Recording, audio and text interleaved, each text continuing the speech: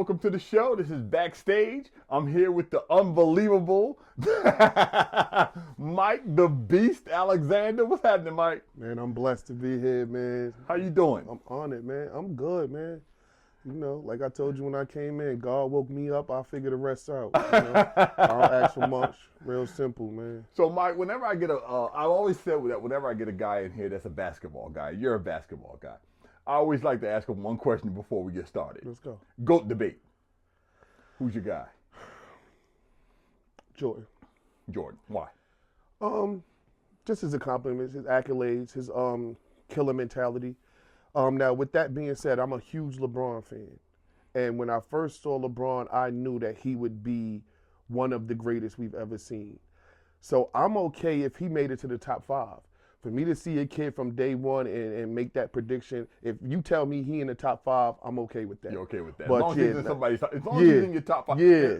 I agree. Because you can make an argument for some other people. Yes. You know what I mean? You can make an argument for Kareem. You can make an argument for Kobe. You can make an argument for even a Magic if that's who you like. Yes. You can make an argument for a Bill Russell with the amount of rings he got. So it's other arguments. But after 5, you're reaching. Right. After 5, you're reaching. So, there's no more arguments after that 5. Yeah, so some of the things Michael Jordan accomplished, even, being 6 for 6 in the finals and things of that nature, not going to games, like just certain things he of. did, that's never going to be matched again. That's where I stand on it. Yeah, also. so I'm like, there's just, don't get me wrong, LeBron's a magical player. Yeah. But some of the things that Jordan did are just like unfathomable. It's just like, what the hell is that?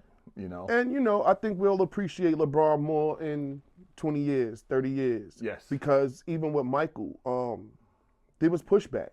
Of course. There was pushback. There was haters. There was doubters. Yes. There was people who questioned. Bird, Magic, they were like, whoa, no, this kid. Yeah, I get it. Yeah. You know what I mean? Oh, nah, he just copied Dr. J stuff. So to see some of that happening in real time for LeBron is no different than. Exactly. And Mike got that hate without the scrutiny of the internet where they can slow everything down, replay everything 100 times. And so I still got Mike there, but shout out to LeBron and shout out to all the guys coming up like the Anthony Edwards and stuff that is going to put pressure on a lot of these records.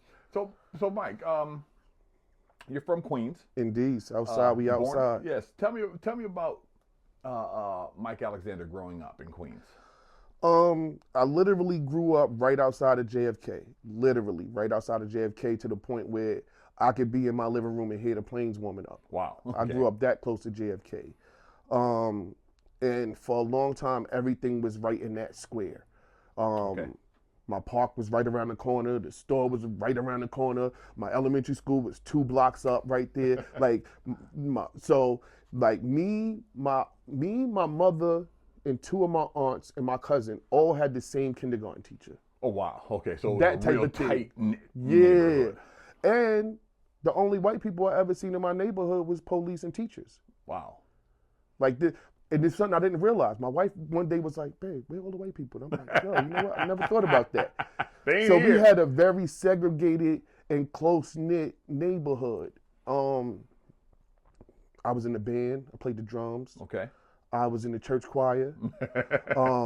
I played every sport you could think of. Okay. Baseball was probably my first sport and my least liked sport. Okay. But I've wrestled. I went to Blair Academy on a wrestling scholarship. Wow. I played lacrosse. I played football for years. So I grew up in Queens playing every sport that you could think of and all the stuff that the kids don't do no more.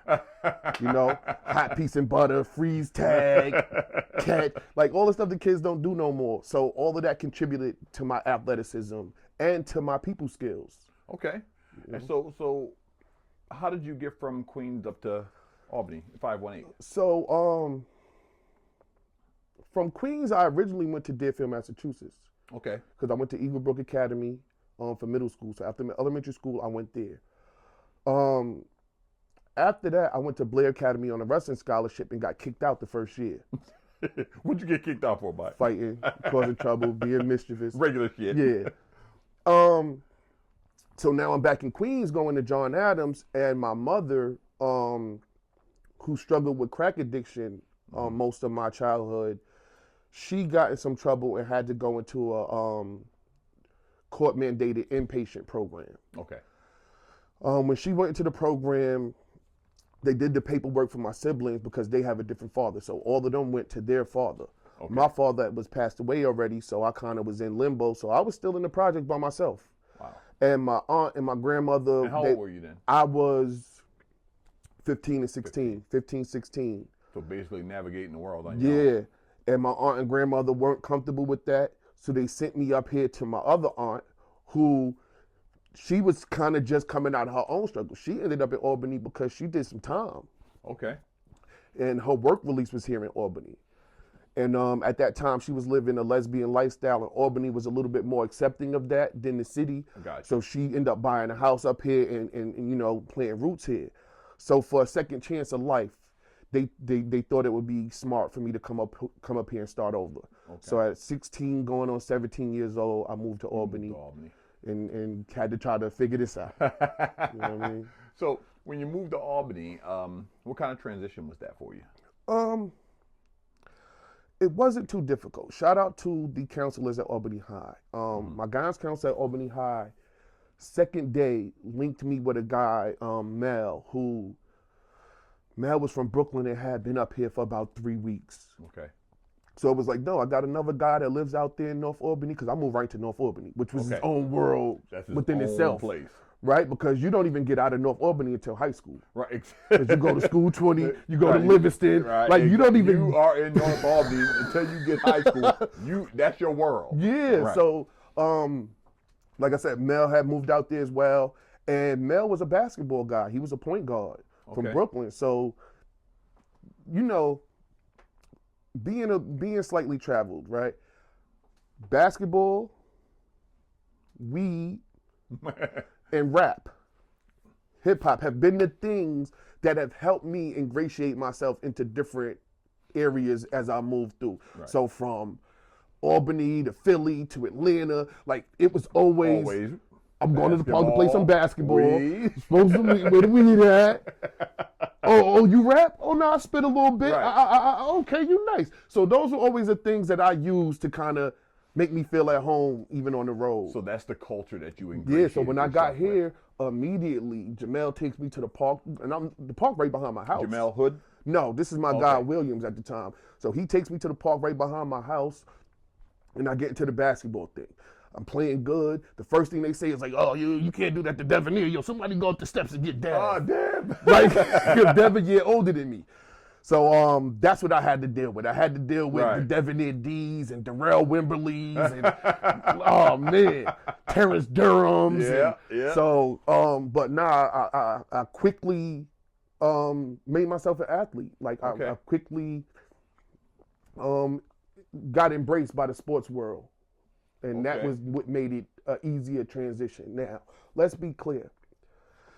This is a new Albany we in now, and in this new Albany, you could come from other places and kind of just stay under the radar, chill, get your money, do whatever. But back then, we was mech niggas. Yeah, you know that. And it was tough for us. Like you had to fight your way. Oh, don't let no chicks like you. You had to earn it. So I came to Albany at a time when you had to earn your respect, and it was a fighting town. Oh yeah. Like every single gym had some boxing stuff in it, from St. Joe's to the VI to the Boys Club in North Albany. So it was a fighting town, and you had to earn your keep. You know, it's funny you say that, because the one thing I always told people, like I work with incarcerated youth, and whenever somebody came in from Albany, I always told the boys, I said, fellas, y'all ain't got no weapons in here. Albany niggas throw hands. Facts. They throw hands, and they good at it. So don't mess with this dude, man. Nah, He ain't nothing to play with. I can attest to that. They are hands dudes, man, hands on, and that's just the culture here. Nah, this town was definitely about square dancing. Yeah. So I love that, because that's who I was. Like I said, I'm a wrestler. I'm a fighter. Yeah. I'm the kid that the parents say, yo, why you always play with him? All he want to do is play fight. Stop playing with him. Somebody always end up hurt. But so when I came up here, everybody was on fighting time, coming from the city where everybody was already on shooting time. Right, they're on shooting time down there. It's a whole different ball game. So even like when I'm going back home and somebody says something to me, I'm like, yo, man, if you believe that, punch me in my face. He said, yo, you've been going too long. You've been going he too said, long. we don't fight down here. So you basically find a way to ingratiate yourself into the culture of upstate New York. Indeed. You end up going to Albany High. Yep. How was that? It was what it was. You know, it was what it was. I will say this: from then till now, I always thought the education at Albany High was incredible. Top notch. Yeah. But you just got to stay out the way of the mess because it get messy fast. Yeah, that's Albany High. I always say it's a double-edged sword. On one end, it's one of the best education institutions. Yeah, that curriculum is unmatched. It's unmatched. The resources they have. Yep. On the other hand, there's some dark shit happening in Albany that that you can get into quickly. Back then, easily. just your transition from the school to the Voltec could go wrong. You might not make it. You might not make it. It could go left. It could go left. So it was some navigating. Took some navigating. Okay. And I ended up getting kicked out. Mike, you give me a persistent theme here. Listen. So I get kicked out of Albany High for inciting a riot. Okay. And it was probably about 20 of us fighting in the hallway. And honestly, I wasn't even fighting because the guys that my friends was fighting was all little. So I'm not hitting these little dudes, but what I'm doing is I'm making sure none of my guys is getting jumped. Right. So if I see two guys on my guy, I'm picking guys up now, huh? Move over here. Watch out. Right. All right, who else need help? Oh, nah, get off of him. Huh, let me turn this over. Put my guy on top. So that's what I'm doing, right? But ultimately, they round us all up and kicked everybody out. And because I decided I wanted to be smart, and most of my classes were Regents classes, I was the only one that couldn't go to the Adult Learning Center to finish up. Everybody else was able to go to the Adult Learning Center. They told me I was suspended for 300-something days and I could come back next year and finish. How the fuck that work out? I got a GED. Okay. it doesn't work out. Yeah, That doesn't work out. I ended up getting kicked out of Albany High for fighting in the hallway in a fight that I wasn't fighting in. But, you know, wrong place, wrong time. You got to watch who you're around. Also, you know, Mike, I always say, too, that us big guys, we're always the one that get caught. You know, it's like if they see us. Yep. My mother told me that a long time ago. So like, yo, if it's a everything group of y'all, if it's a group of y'all, the police see y'all, they're coming to you. They're coming know to that. you. They're coming So to you. I told police that one time. I'm like, yo, fam, get out my face. You only came to me because I'm the biggest over here, but I didn't say nothing to you, and I never do. Move. So why are you over here? Right. Yo, 4 days later, I come out my apartment complex in North Albany, and my mother's sitting on the step with the same police officer. And I look, and she like, you know my son? He kind of like, yeah, I know who he is. I'm like, yeah, he know who I am. And she's like, why you make that face? Listen, I already told you, you the biggest one, so they gonna come to you. The police officer said, yo, he told me that when I seen him. Yes, you right. So she prepared me for that. So you're absolutely right. Our size makes us the target a lot of times. We're automatically the target. Yeah. So you get out of high, you get your GED, and now you're starting to put your life together. Oh, am I? Tell me a little bit about that. This is when it get dark. Mm-hmm. It get dark because any sports dreams or ambitions I may have had out the window at this point. Gone. Like I played maybe 2 games for Albany High basketball team before I quit that because I wasn't from here, and the coaching staff made it clear that I wasn't from here. Right. So things started to get dark. I didn't really have no direction. I didn't really have no dreams or inspirations of what I wanted to do. And I was just lost, really just spinning in circles and still trying not to disappoint my grandmother, right? Okay. So even though she all the way in Queens, there's certain decisions that I'm trying to stay away from because I know if she hears it, she's going to be disappointed.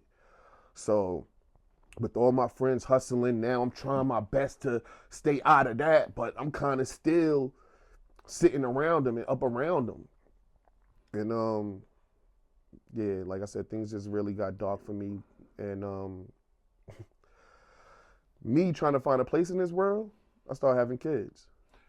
That's usually what happens. So I ended up with 3 kids in 3 years by 3 different women. Damn. Trying to find worth in between a woman's legs. Mm-hmm. Not realizing that I was really just depreciating myself even more. Right? So that's what I ended up doing in Albany. Well, you know, it's funny that you say that because what ends up happening, Mike, is that, you know, 19, 18, 20-year-old, they're not ready to navigate this world yet. They're not even close to being navigated. You know, if you look back at you at 20, you're like, what the hell were you doing? Yep. What the hell were you thinking? Because we're really not ready to navigate the world yet. so it doesn't surprise me that you went through that dark period because you were basically trying to navigate it on your own. Yeah. So and that's hard. That's if not impossible. Yeah. So those decisions made me judge myself harshly. Okay. And I almost punished myself for a long time. And what I used to do is I used to risk my life for other people. Mm-hmm. Like, I'm that friend that you could call, like, yo, dude just punched me in my face. Where you at? Yo, I'm on my way. I'm on my way. I'm on my way. Down on risking it all. Because I'm punishing myself for bad decisions that I made. And it wasn't until maybe 9 years ago that I was able to forgive myself and step back and say, yo, bro, you was lost in the dark trying to find your way. Of course you was going to break things. Of course you was going to knock stuff over. Of course you was going to go the wrong direction sometimes. Of course you was going to make some mistakes. Forgive yourself. And it wasn't until I was able to forgive myself that I was able to start pushing my life in a more positive direction. I see. So before you could get up off the mat, you had some self-healing to do. Absolutely. Some self-healing to do. And that's a whole different story. That's a whole different, that's work. Yeah. That's putting in work. Yeah. So, how old are you then? About 22, 24? While you're going through I'm 23 by the time I got the 3 kids. 23 with 3 kids. Damn. 23 with 3 kids in 3 years by 3 different women. Woo, brother, you was moving. And by the third one, so the second one was tough. Like my second baby mother was no joke. She was from Third Ave Projects, and all she knew was fight. So I ended up leaving Albany because I felt like we were either going to kill each other or somebody was going to be in jail, and ultimately neither one of us would be here for this son, right? So I'd rather give you your whole town back, leave Albany for the survival of my son. So you went to... So I went to Philly. How long were you in Philly for? I was in Philly for about a year. I was in Philly for about a year. And I went to Philly with a young lady. Okay. Who actually was one of my first girlfriends from back in the days, like in 6th grade. Mm-hmm. I met her at a program I went to in Manhattan, Sponsors for Educational Opportunity. Okay. And me and her stayed in touch over the years. And I spoke to her during New Year's. I went to stop by her mother's house and to wish her happy holidays, thinking shorty in Philly. And she answered the door. Okay. And we chop it up, and it's like, yo, everything that we thought we left behind as kids was still here. All the, you know what I mean? The butterflies and all of that was still there. So at the time, she was going to Temple, so she was still in Philly. Okay. So I went to Temple for her last year. I went to Philly for her last year at Temple, and then we moved back to Queens. Yeah, and then that's how I ended up back in Queens. Okay, and how did you get back to the Capital Region? How did you get back to the 518? So when I get back to Queens, I make a decision because I'm back by grandma. Mm-hmm. So I'm in grandma reach now. Right. So grandma don't play, right? So you either gonna get a job or you go to school. What you gonna do with your life, right? So I end up going to college. Okay. That's how I end up. I did a semester at Monroe in the Bronx, and then I enrolled in York College, and I played 3 years of basketball at York College. Okay. After I finished at York College, I was existing in the modeling and photography world. Okay. So I started modeling at York, and I put a crew of guys together. We probably had 7 of us. And we used to travel. We probably did a show for every CUNY school in New York. Like we used to, when your fashion show? All right, Magna, we here. All right, Hunter, we here. Okay. All right, Baruch, we here. You know what I mean? And we probably did every CUNY college plus what's the school in Manhattan? Pace? No. It's right downtown by West 4th area. I can't think of it right now, but it'll come to me. But yeah, so we was running around doing fashion shows, and that's how I got into photography. I end up taking the photography to Atlanta. Okay. So now I'm in Atlanta doing photography. I'm doing eye candy stuff. I'm in men's magazines.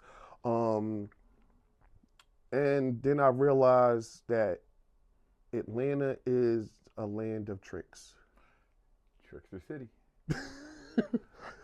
Atlanta is the world Tricksters of and tricks, tricksters. and I promise you, like, them women is not paying for no photo shoot because all these dudes is giving it to them free. Yeah, there's too many guys out there with cameras that are doing it for free. Yep, Yeah, so- yeah, I can make money doing that. Yeah, so that's when I started feeling like, I'm kind of over Atlanta.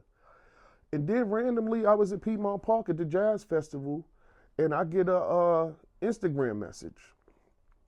And I was new to Instagram because I'm an Android guy. Okay. And in the wasn't beginning, on Instagram there. was only on iPhone. Right. So I was new to Instagram. So this was the only app or social media platform that I didn't have a young lady from Albany blocked on. I blocked on everything else. I swear I blocked on everything else because I hit her up one time to ask about some advice with the young lady I was dealing with, and I feel like she flipped it and made it about her. Okay. So I got mad in my feelings, block on everything. Random Instagram message. What's up? What's up with you? Where you at? She in Cancun in Mexico. Oh, I'm like, you at a penis smorgasbord and you texted me? Oh, I must have been heavy. Somebody must have walked by that looked like me or smelled like me or reminded you of me or something. But we sit here and start texting back and forth, and within the next 2 weeks, we wanted to give ourselves another chance. Like, this is my little high school little chick. Right. But we was doing this as young teens, and she was going through a divorce at the time. She had went and got married, and it wasn't working. So things just kind of aligned, and we started talking, and I'm like, yo, we never really gave each other a chance as adults. What you think about trying it? And she was like, I'm with it. So got a truck, packed all my stuff up, came to Albany. I got to Albany before my stuff did. Damn. So I was probably in Albany with nothing for about, or whatever was in my little backpack for about 2 weeks before my boxes and stuff get here. And I've been here for 10 years. I just got married last June. Congratulations. Bought a house 2 years ago. Yeah. So you leave the photography and modeling stuff behind in Atlanta, and somehow you get back into the entertainment world. How did that work out? So when I first came back, Well, let's get that. Let's table that for a minute. Was it basketball first with the? Yes. Okay, so basketball came up. Yep. First. So when I first came back, let me back. So when I was in Albany the first time, I met Jamel Hood at the Boys and Girls Club on Delaware Okay. because he was friends with a bunch of those guys. And Jamel's a few years older than me, and I didn't like that guy. Very loud, boastful, arrogant guy. And I couldn't figure out what he had done that made him so cool that when he walked in the boys club, everything got to stop. And I think Jamel knew I didn't like him. But despite that, he came into the boys club one day with some applications for a security job. And it was the KRS-One Big Pun concert at SUNY Albany. Yep. Like, yo, who want to do security for the concert tomorrow? Free concert? Because we was just trying to figure out how we was going to get to the concert. Right. And now you telling us we Telling can me I get paid to can be get there? and get paid to be there? Let's go. So me and two of my guys did it. Got up early the next morning, went to the 8-hour class, which they only kept us there for like 6 hours. Yep. Got us right up out of there.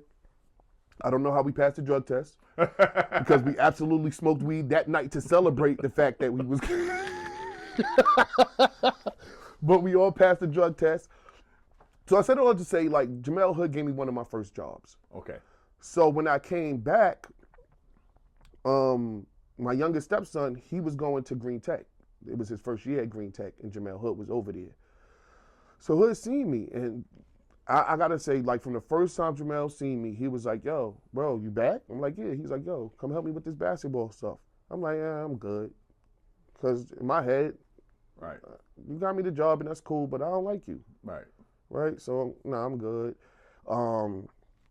But he just stayed persistent. And then I'm going places because I love basketball, right? Right. So I'm going to wherever the kids is playing at. And then my guy Onion, who coaches for City Rocks, Onion said to me one day, like, "Yo, bro, why you don't coach?" I'm like, "You know what? I don't really got the time for that. When I say I want to do something, I really like to dedicate myself to it. And I like my free time. I'm good." He said, "Yo, you say that, but every time they hear, you hear. You might as well coach." So I'm like, "Yo, you know what? You right." So I went over and I started helping Hood with his basketball camps and programs, Saturday morning program, and that's how it started. And through that, like, I ended up coaching 2 years of AAU basketball. Then I felt like everybody was trying to become an AAU coach. Right. Meanwhile, we sit around complaining about the refs all the time, but won't nobody go take the class. So I went and took the IBO class. Okay. So I became a high school referee for 2 years. The transition into the entertainment really came through battle rap. Okay. Like, I'm a huge battle rap fan. Always been a huge battle rap fan from when Smack DVD was walking around with the handheld camera. You're affiliated with all the three? I'm absolutely affiliated with all 3 battle rap leagues here in the Capital Region, which is 25 to Life, which is Pesci's league. Unbiased Battleground, which is my guy Josh, Mr. Unbiased, and No Games Battle League, which is ran by my guy Blue Steel. Okay. Like, I'm on the advisory board for all three. Like, a card doesn't get put together without a phone call to me. Like, "Yo, what do you think about this battle?" Or, right. "How do you feel about this flyer?" Or, "What do you think about this person hosting it?" So, you know what I mean? Even now, like, our production guy for Sensitivity So Separately is shooting the next battle. Oh, wow. Because I linked him with them, because I'm like, yeah, I don't like this footage that's coming out of the 518. We getting good battles, we getting nice names, but the footage is dirt. We need better footage and sound quality. So I linked him with them. So, like, nah. So it started with battle rap, and then being a fan of battle rap, and then being here, coming to these events, I noticed something was missing. What was missing was nobody was interviewing the artists. Nobody was talking to the battle rappers. Right. When you go to New York City, you have Uncle Rob with the 15 Minutes of Fame platform. You have Knowledge in them with the Hip Hop is Real platform. Right. That's at events, interviewing the battlers, talking to them, hosting the face-offs and all that type of stuff. So I kind of just asked the battler, like, "Yo, you'll come outside with me for an interview real quick?" He said, "Yeah." That event, I interviewed every battler that battled. Wow. Like, I'm literally pulling them off the stage, bringing them outside, talking to them. "Yo, you fresh off the stage, the battle with such and such, how you feeling? What's next? Right. What you got going?" And that kind of started a wave because nobody was doing it. Gotcha. And I just got to talk to bigger and bigger names. So in essence, you created a platform. Yes. Right. So that was the beginning, and I called that Building with Beasts. And that was the first platform that I started doing in media. Okay. So that's where it got That's started. how it got. Yep. That's how I really met Pesh. Right. Yeah. So that's where it started. So how did you parlay that into your podcast and you got a lot of stuff going on. It's funny because you were here with Pesh, I'm interviewing Pesh, and you and I got talking. I'm like, what the fuck? Nigga, you doing everything. Yeah, man. And you're really good at staying behind the scenes too.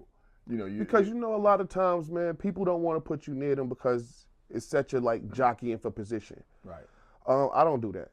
And I'm older, so a lot of these guys, like, I'm just trying to help them get to their dream. Like, even my platforms, none of my platforms are monetized. Right. Because it was never about me. It was never about the money. It was always about highlighting this 518 area and all the amazing things that go on here that I know people that are on my timeline don't know about.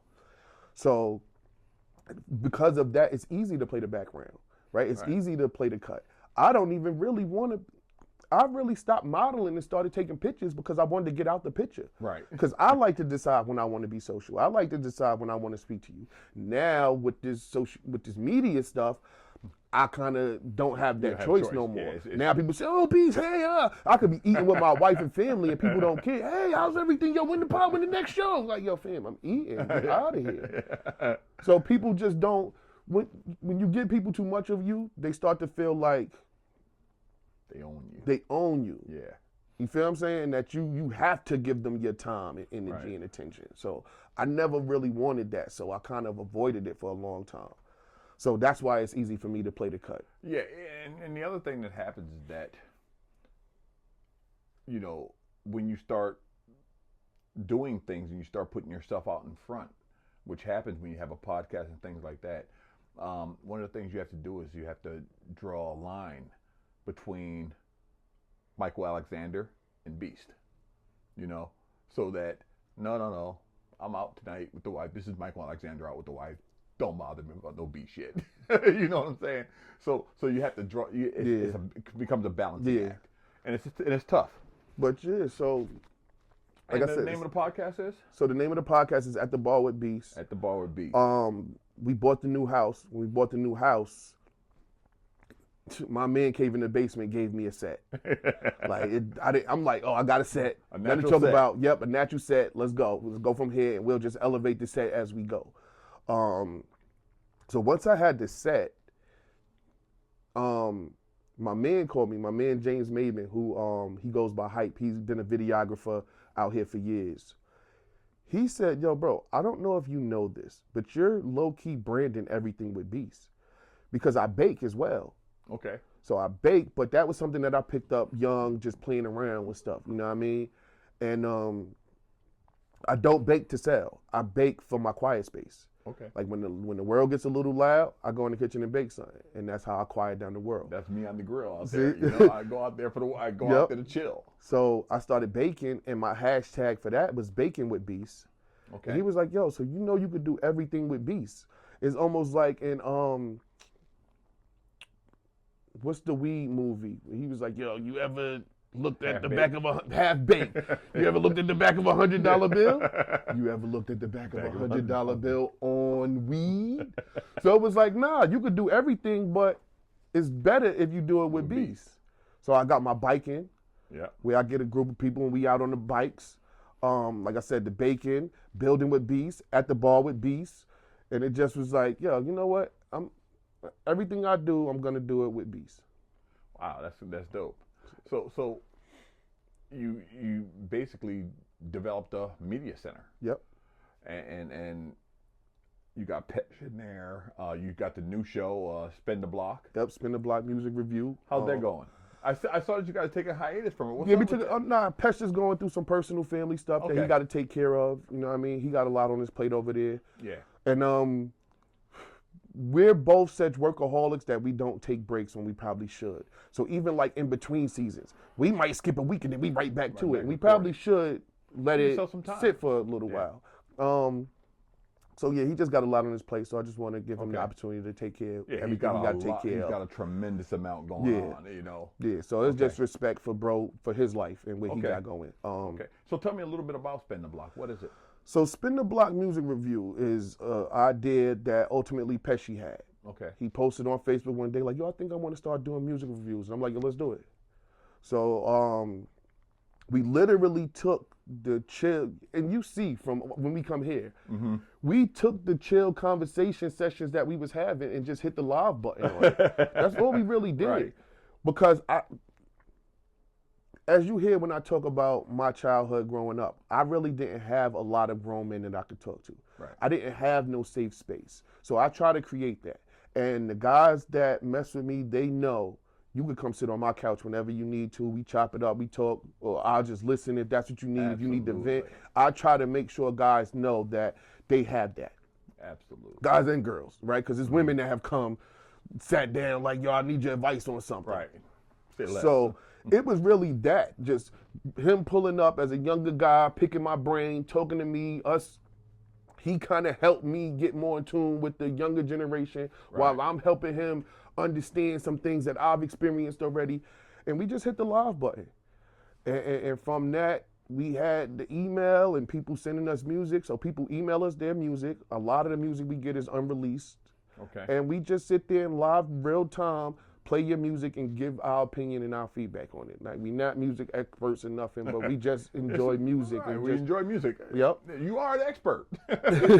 So we are currently in season 3. I believe season 1 was 12 episodes. Season 2, we had to do a bonus episode, so it's 13 episodes in season 2, and we are 6 weeks into season 3. Okay. And we shoot at a real high percentage with the music that we get. We get some really good music. We get such good music that we don't get to say the name of the show a lot. Because the whole purpose is, if your music is not that good, spin the block. Work on it, come back around, shoot again. Come back to us. Right? But we don't even get to say it much because the music is so good that we get. Yeah, there's a lot of good stuff coming out of this area. Yeah, so it's a lot of artists. And it opened my eyes to, like, I knew it was talent here.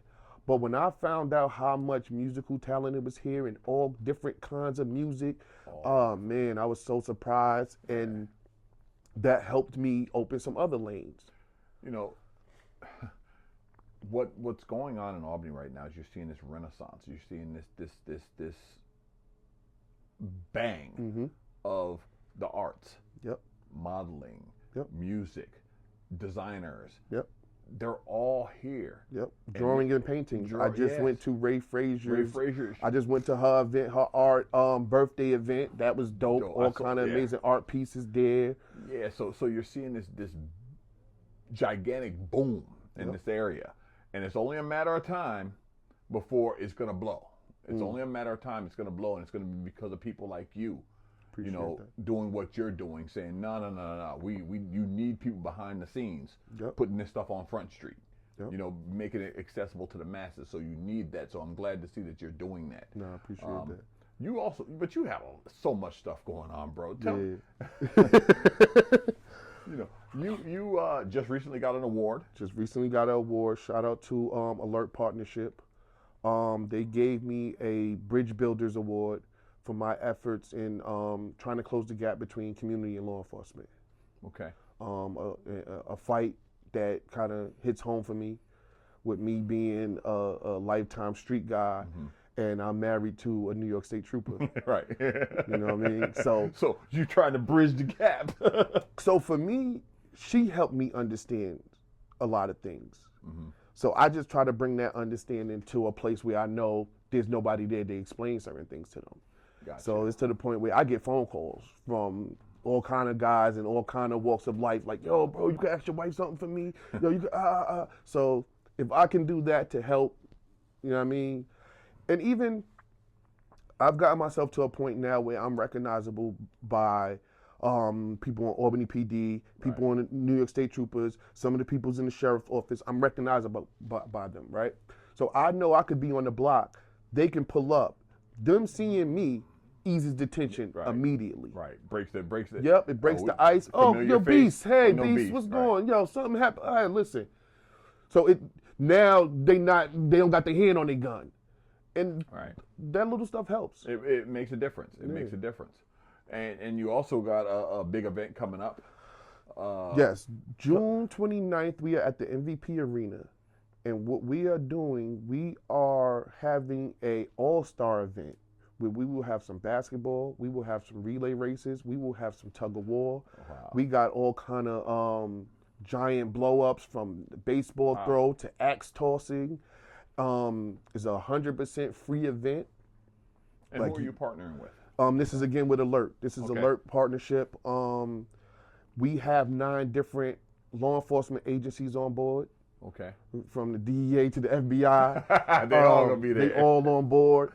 And the overall objective is to put law enforcement in the same building as people from the community in a positive situation, right? Because so often when y'all interact, it's a negative situation. Right, it's a bad situation. So people harbors that, right? Yeah. So I don't want to be the only person that can diffuse a situation by police seeing my face. Right. So if I can put people and not just in the same building, but on the same team. So what we'll be doing is we're going to take registrations, we're going to put together teams. And once we put you on your team, that's your team for everything. That's going to be your 3-on-3 basketball team. Okay. That's going to be your baseball toss team, your relay team, your tug of war team. And we're going to do very much how the Olympics do, and we'll accumulate the points from all the different events that the teams go through to decide who the winner. We got all kind of giveaways. We have a bunch of prizes and stuff. We're going to be throwing T-shirts and such. We have the the lacrosse team on board down there. Okay. So their mascot to be out there with us. We may have their dancers with us. So Wow. it's a big event. It's from 11 to 4 on the 29th of June. Come on down, all ages. Yeah, it's gonna be fire. I'm in charge of the entertainment. Okay. So I'm putting together a halftime show. I got some performers. I'm trying to get some kids to model some stuff while the performances are going on. I got my guy Nash the Avenger, who's an MMA fighter that plays the electric guitar. So he's gonna come open the halftime show up with some electric guitar chords. Woo! Now we're gonna have a really good time. Everybody come on down to that. Oh, that's fire. That's fire. So, and the backdrop of all this is that you're still involved in basketball too. Absolutely. Absolutely. Well, you know, I'm not trying to be funny. Always here. basketball. So I'm not trying to be funny here, but Beast, it's 24 fucking hours in a day. You heard what you just called me though, right? It's 24 hours in a day, bro. And let's be clear, man. I got time to make up for. I spent a lot of years, like I said, in the dark, not doing nothing, not being productive, not adding nothing positive to this life other than my kids, right? Absolutely. So it's my turn. Right, I got time to make up for. Next man up. I like that. Yeah. I like that. So you're also working with Pesh. Absolutely. Yeah. You're part of his team there. Yep. What's that like working with those guys? See, it's funny to me. Me and my wife, we were at the Linda for a showcase. And that's the showcase that Pesci and 80 met Celia. Like, my wife and I was there when they met. Okay. So low key, I kind of been fans of theirs and watching them move and watching them push for a minute. That's Celia Itoka, by the way. Yes. Right. So I've been watching them working. And like I said, me and Pesh really linked through me coming to his battle rap events. He seeing me doing the media, and at the time we still didn't know each other. Okay. So it was kind of like, oh, who doing the media? All right, cool. Then he hit me one time like, yo, bro, I see you doing the media. Yo, you want to help me with a face-off? Yeah, I'll help you. Cool. Wow. So I came in, helped with the face-off, and it kind of just rolled from there. Okay. And we created the group chat. Now we in the group chat talking all the time. And then he got other stuff up. Then I'm pulling up to his video shoots. I'm like, so it helped me create a hashtag. The hashtag is Beast was there. Beast was there. So to push that hashtag, I went to two spots. One of the spots was there is a Island Tortilla restaurant on Ontario and Morris, right on that corner. And there's a West Indian spot. They do the hand pressed tortillas, all jerk chicken, whatever, right? And what I did was I went there and I gave them $20. I said, what's this for? I want you to give the next 20 people that come in here and say Beast was here, $1 off their order.